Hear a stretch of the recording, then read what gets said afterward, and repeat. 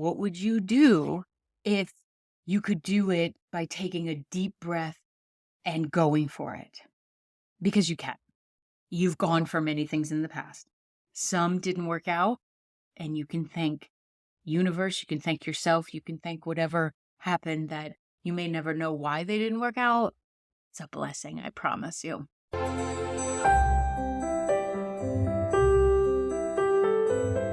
Hi there. Thanks for stopping by on this Wednesday, Thursday, Friday, Saturday, Sunday, Monday, Tuesday, whenever you're listening to this. Today is Tuesday in my world, and I am excited to be in front of the microphone because everything feels a little topsy-turvy lately. And I always feel grounded when I show up here because I have to collect my thoughts before I record. I have an agenda usually that's in front of me. And then I center in and I ground and I get excited about talking about whatever the subject is that I'm bringing for this recording. And that helps me to feel more solid. It helps me to feel centered within my world, even when the outer world feels like it's a chaotic, and it does. And the subject we're talking about today is about going for it as part of the It series that I've been doing for almost 2 years now, reading the chapters of the book one by one and updating them as I go and putting in new information. And when I was thinking about what I was going to do today, it actually wasn't recording podcasts. It was working on other projects that I have in between sessions. And I felt so out of sort that I paused and asked, okay, what would be the best use of all of the energy I have today and still create some forward movement in my business and honor the work that I'm doing? And I kept hearing, just go for it, go for it, go for it. And I'm like, but what is it? Like, I don't know what that message is. I don't know what I'm supposed to be going for. It would be helpful if the information coming in was more succinct. And trust me, as many years as you develop your intuition, there are still going to be these experiences where you're like, WTF, spirit, I have no idea what the message is that you're giving me. And then when I was collecting my papers and writing the blog for January's You've Got It, nope, that's next month's. That would be March's chapter. Ask for It, which was the previous chapter. I was like, shoot, the next chapter is go for it. I'm like, okay, I will. I'll get on and I'll go for it. I will read this chapter to you, and I'm also going to put in what I've come to learn since then and also include some of my own challenges with going for it because it's not straightforward. It sounds like a wonderful marketing tool, a line, ploy, but it's not always possible within us to go for it. And truthfully, 10 years ago, when I wrote this, 11 years ago when I wrote this, that wasn't my truth. I just felt like anything you wanted, you could just go for it. You could push through. And I've learned since then that's not exactly the case all the time, is it? So here goes the chapter. And then Vicky's filling it in. And all of this is to help you arrive in the success you want to have for your life and the day-to-day joy and experiencing this world with a little bit less chaos. And in the previous chapter, Ask for It, we talked about how to navigate the sometimes murky water of asking for what you want. In this chapter, we'll open up those doors of allowing and have you, if not running through them, let's saunter through them with a little bit of tude. Perfectly wonderful to have a little bit of tude. And you can walk and feel the energy of your own momentum. If you want to sprint, well, the chapter's called Go For It. Go for it. For years, I was a talker. Well, I can still talk a lot, obviously. I have a podcast and we're well over 200 episodes. But what I mean is I would talk about what I was going to do. There would be great visions of what I could accomplish on my journey of connection as well as in helping others. I would share them with anyone who asked, "What's coming up, Vicky? What do you got planned? You should do this, you should do that." And I would say, "Yeah, I can do that. I can do that." I wasn't pushy or anything. Heck, I barely ask for support. I give so much away and only recently have learned to ask. But yeah, I could talk. The people around me did disagree with the fact that I thought I was just a talker and they considered me a doer. Some even used that phrase. And as someone who just does things, doesn't look back, keeps moving forward, and gets things done. That is true of some aspects of me.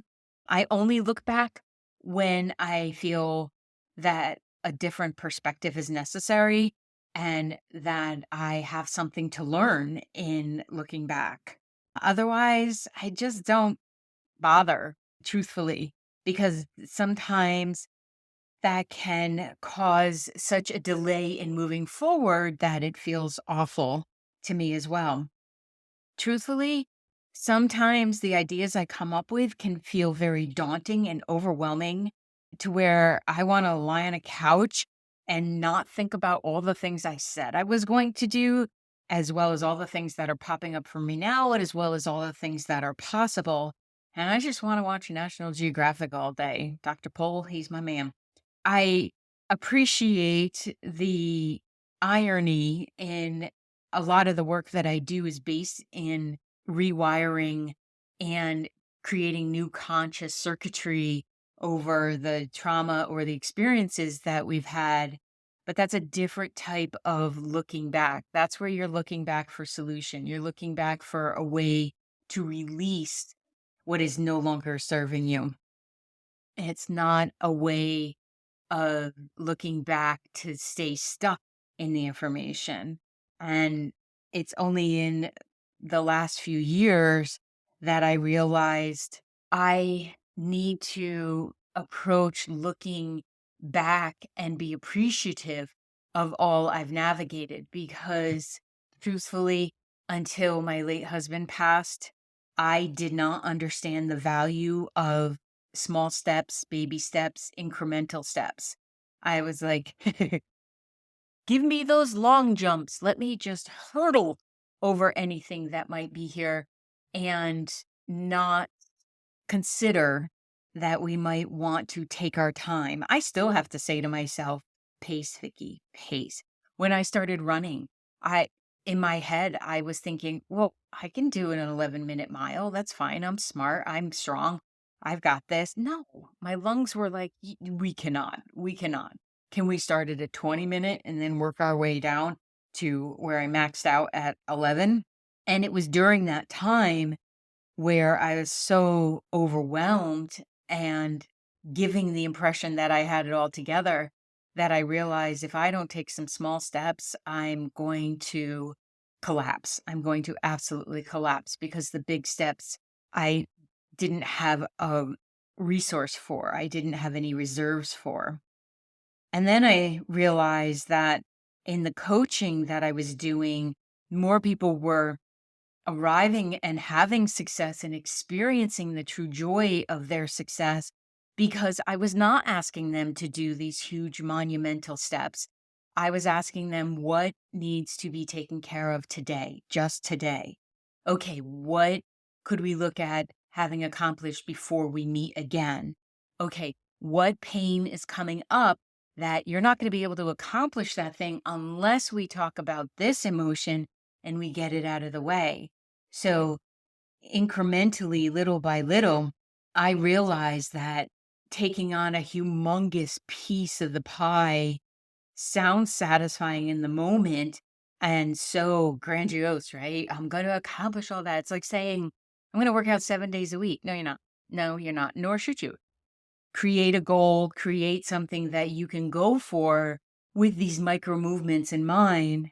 And in the baby steps, the smaller steps, where you get to congratulate yourself for every one of them because there will be success and there will be positive reinforcement that's there.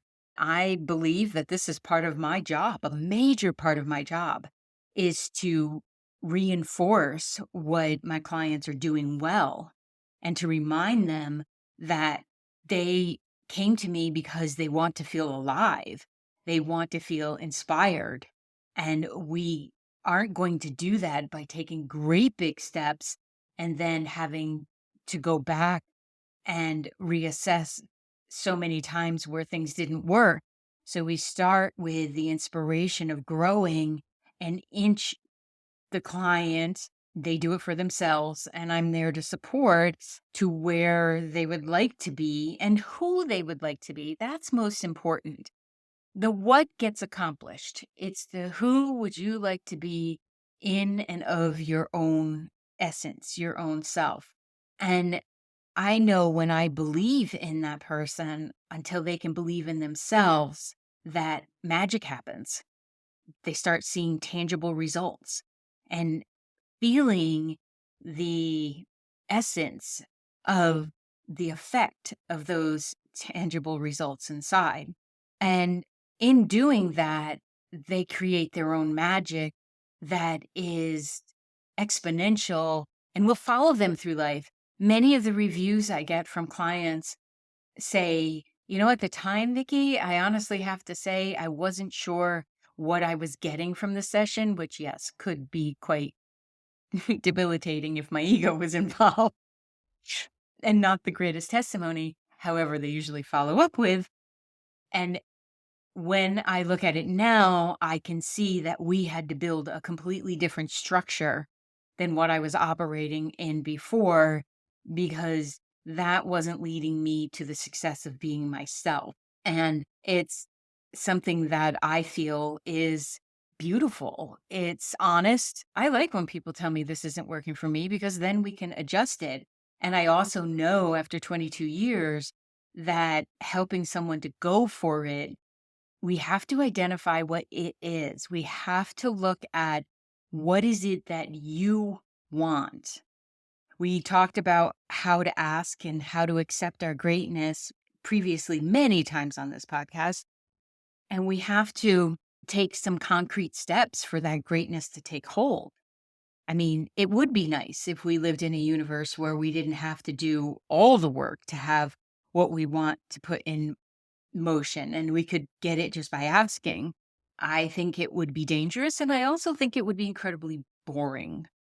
There would be no contrast to learn through, and there would be no, I did it. Many chapters back, I did it. There would be none of those moments. And who wants to go through a life that's that gray? By learning to ask and by learning to receive, you can then put into action those processes and create the tangible results that you're looking for. Yes, feeling great is amazing. And it is where it starts, feeling aligned and knowing self so well. But let's face it, we're all physical. We want to see the physical results of the magic that we're doing. Oh, and the magic that is also available in Magic Mind. And that I wish I knew about this 10, 12 years ago. Well, it didn't exist yet. So I guess I didn't miss the boat there.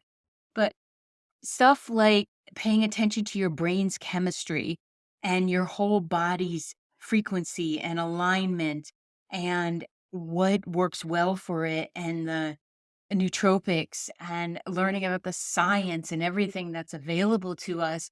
And yes, they were peer studied and continue to improve on the product over and over again. We're at Magic Mind 4.0, and that's like all of us, right? Aren't we always increasing a version of ourselves? We are always looking to expand. And I love having the ingredients within me that I know are sourced well and I know that are protected. And I also know garner the results, empower me so I can go for it and create and be in the life that I want, not just create a life that my brain thinks I want, but be in complete synchronicity with the universe. I believe the product of Magic Mind does that. And I know when my head is clear, I am much more effective at going for whatever it is. And that might be going for a walk. That may be going for the crazy idea I had after just moving and the animals were finally getting settled to adopt a new dog. And I went for it. Why? Because I know I have the energy to meet her 2-year-old needs, and that Magic Mind will continue to support that. So if you want to go for it, you can go over to magicmind.co/intuition and you'll get 45% off. They're also tossing on additional percentages, and you're going to use my code intuition and sign up for the subscription because you want to have it delivered without you thinking about it, because it's easier to go for things when we automate stuff as well. Let's continue with this idea of going for it with an example of a relationship, since it's impossible to get out of a lifetime without a relationship, even if it's with your cat, your dog, your hairstylist, there's still going to be a relationship there. Let's say you ask for an improved relationship with the person you're currently in living with, let's say living with. What could you do that would take you forward in having that improved relationship? What could you do? This is the action part of it. Go for it is the action part. And remember, we do it at whatever pace works for you. You could wait and hope they change. And while I agree that seeing the best in someone and hoping that they'll change is important, it's also a way to abdicate any kind of responsibility in the relationship and doesn't often help. It doesn't solve all the issues because we also have to take responsibility for our own actions. And that means looking at everything honestly and hoping the other person is going to change also implies that they have to be a mind reader because you may not have communicated to them what you would like to change. So this is where we get into action. Remember, you can take incremental steps, micro movements. In the line of how could you improve it? Can you see the positive things that they do? Can you absolutely see that? Does he always remember to pick up supplies at the grocery store without you having to ask? Does she remember to pay all the bills on time? Do they think of you and know when you have an important meeting coming up that they can make dinner and give you some headspace to process through what needs to be done? What are the aspects that are happening already that are supportive? The reason you want to look at this is because there are already good things to look at. I promise you, if you're in relationship with someone and you're still there must be something keeping you there. And if you start appreciating and attending to those characteristics, the appreciation level obviously goes up. And then you have solid ground to work with because you are coming into it with the idea of, I do appreciate this person. I do care about them. And you can do this with a coworker. You can do this with a supervisor. Then you will be reinforcing within yourself that you want to feel good about another person. You want to feel good within yourself. And then that powers it because you know you're doing it. Like you are the one going for that feeling of inspiration. Maybe you're taking this feel good part and then you start to invest in yourself a little bit more. Because while you're recognizing that which is wonderful in another person, you start to recognize it in yourself, and then that starts to attract other people to you. So it isn't just about the individual relationship you're in, it's how you relate to the world that you're going for. You are aligning with your true self. And maybe there's some things that need to be supported there. And what are you going to do to ensure that you feel good about yourself and you're not looking to that other person to do it for you? So I'm not looking for, rugged individualism here. I'm not saying that you have to do it all yourself and not lean on anybody and the other person isn't responsible. Is not what I'm saying here. What I'm saying is If you identify and you start to feel good yourself and you're not looking to your partner, your boss, your sibling, your friend, or anybody to do that for you, it's going to feel good all the way around. And then you're going to be sending the message that you also expect that of other people. You expect them to fill themselves up, and then you can collaborate and be in communication. So while you're doing this, you will likely increase your communication. How can you do that? Can you be more verbal about what it is that you want? Remember, don't expect them to be a mind reader. Before you can do that, you have to get clear on what you want, and that means spending some time with you. So, what step in increasing communication skills will you do this week? What will you do? I want to be clear here that you do not have to step out and act. This is where the micro movements matter comes in. You can absolutely set this intention for yourself. And you can say, I am going to speak supportively to myself inside my head for the next week before I do that with another. Fantastic. Whatever it is, just take a step and go for it, because it's important for us to be willing to do something. You can't, if you're just going to ask for something and believe that UPS is going to bring it to your door, which is, as a side note, really funny because the UPS guy just dropped off a delivery downstairs of my coffee filters for my French press. That's exciting news you didn't know you needed and you probably don't need, but it's really good. If you're expecting that it's going to come to the door, whatever you're asking for without you having to participate, you are underestimating the laws of attraction and all of the other laws of paradoxical intent and all of them, because we have to be an active participant in what we're manifesting. You cannot just think and feel about this stuff. You actually have to move your butt. And because if you don't, you will postpone any joy that you want to have in whatever your definition of your successful life looks like. Okay?